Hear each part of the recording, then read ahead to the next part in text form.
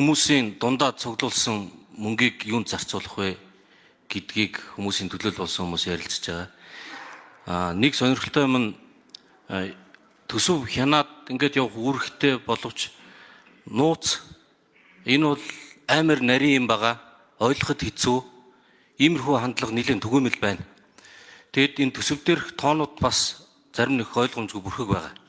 Тийм болохоор төрийн байгууллагуудаар явах зарим чиглэлээр ингээд сонсгол одоо хиймэл дагуулын чиглэлээр мэдээллийн аюулгүй байдал их мэтлэн иймэрхүү арга хэмжээ аваад бид нар явж байгаа. Ер нь бол цаашдаа нууц гэдэг ангил дээр юуг хамруулах уу хамруулахгүй вэ гэдэг дээр одоо энэ төсөв энэ төр яригдаад дууссаны дараа ажиллах шаардлагатай байна гэж дүгнэж байна. За асуулт тоног төхөөрөмжүүд гэсэн ангилал байгаа. Бүх салбар дээр бүхэн ам дээр зөвхөн арай том дүнтэйг нь ялгаж аваад нийлбэр дүн нь 370 тэрбум төгрөг болж байгаа. Энэ цангийн аманд төсөл тавиад задрагаа өгсөн хариу авсан. Одоо энэ тоног төхөөрөмж гэдгийн цаана мэдээллийн технологийн системүүд байгаа. Эдгээр ажлууд нийтийн мэдээллийн тухай хуулийн 29-р заалт буюу үр ашигтай системүүд үү, давхардал байна уу, харилцан уялдаатай байна уу гэдгийг салбарынхаа яамнаас зөвлөмж дүгнэлт авах ёстой. Энэ дүгнэлт эдгээр ажлууд дээр хийгдсэн үү? 5-аас эхлээд 20, 30, 40 тэрбум төгрөгийн тоног төхөөрөмжүүд гэсэн ийм зүйлс байгаа. Үүнийг би Баатархүү сайдаас асуумаар байна.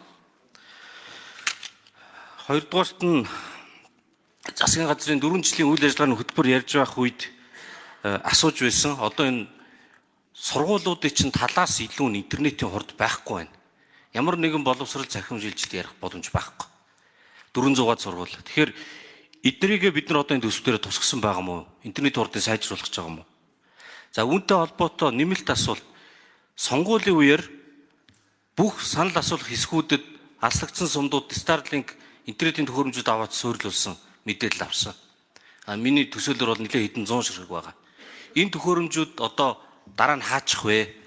Эдгээрийг эрүүл мэндийн байгууллага эмнэлэг сургууль дээр ашиглах уу гэдэг ийм асуулт байна. 3-дугаар зүйл нь Улаанбаатар хотын энэ насжилтанд хуучирсан хуучны орон сууцыг дулаалах асуудал байна. Ямар нэгэн байдлаар тодорхой хэмжээний түлхэж өгөхгүй бол цэвэр гадны төслөөр явж өгөхгүй байна. Төсөв дээр жоохон тусгаад өгье гэдэг асуудал яригдаад дийлээгүй байгаа. Харин өчигдөр дээр зарчмын зөрүүтэй саналаар орон нутгийн хөгжлийн сангаас гэсэн тийм юм орж ирсэн. Энэ чинь зөвхөн хувийн айлыг дулаалгах байгаа юм биш. Энийг дулаалвал дулааны алдрагт 30% буурахад цаана нь олон тэрбум их мөнгөөр барихж байгаа дулааны шугам сүлжээний ажлаас хэд дахин бага мөнгөөр илүүдэл дулаан гаргаж аваад тэрүүгээрээ нэмэлт шинээр барих гэдэг орон сууцнууд гэр оролт нийлүүлэх боломж гарч ирлээ. Тэгэхээр энэ дээр нэг юм жижигхэн хэмжээний түлхэц хөшүүргийн төсвийг нэмж болохгүй мó гэж барилга хот байгуулалтын салбарынхнаас асуумаар байна. За дахиад нэг асуулт байна. Энэ шинэ хар хурам төсөл 20 тэрбум. Хөшгийн хөндий инженер байгууллагын төсөл 34 гэдэг. Эднэр бол миний ойлгож байгаагаар төлөвлөгөөний шатны юмнууд.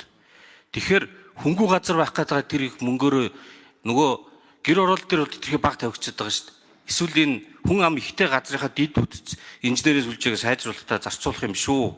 2-3 тэрбум дээр их хэцүү хэрүүл болдог. Гэхдээ энэ цаана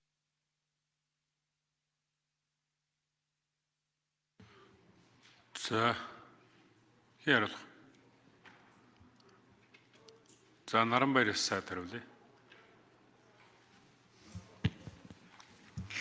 За тэгэхээр бас энэ сургуулиудад хэрэглэгдэж байгаа интернетийн хурдын асуудлыг хүндсэнд баярлалаа.